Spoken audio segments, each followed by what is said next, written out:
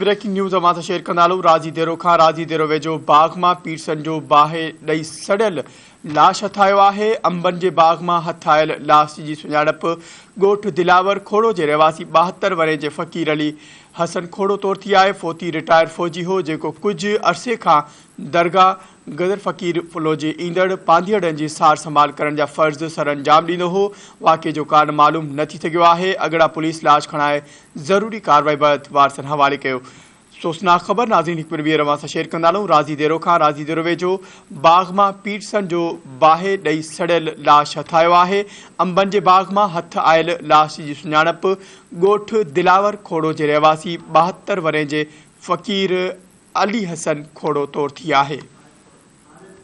इन हवाले से वधिक तफ़सील मालूम कंदासीं। धरती टीवी जो रिपोर्टर ख़ालिद हुसैन खोड़ो असां सां लाइन ते मौजूद है। जी ख़ालिद हुसैन, आगाह कजो छा तफ़सील आहिनि? जी बिल्कुल, मां तव्हांखे ॿुधाईंदो हलां त राज़ी देरो वेझो आहे ॻोठ दिलावर खोड़ो जो रवासी आहे पीरसन 72 वरनि जो रिटायर फ़ौजी अली हसन खोड़ो जो ॻोठ दिलावर खोड़ो बसां अंबनि जे बाग़ मां बाहि सां सड़ियल लाश हथायो आहे, जंहिंजो अहिड़ो इतलाह ॻोठाणनि हद जे पुलिस खे ॾिनो। पुलिस वाक़े हंधि पहुची लाश खणाए गंबटगिंज सां मुंतक़िल कयो वियो आहे, जिते ज़रूरी कार्रवाई बाद लाश वासन हवाले कयो आहे। जॾहिं त लाश घर पहुचण ते वासन खे बेहोश या दौरा पवण लॻा आहिनि।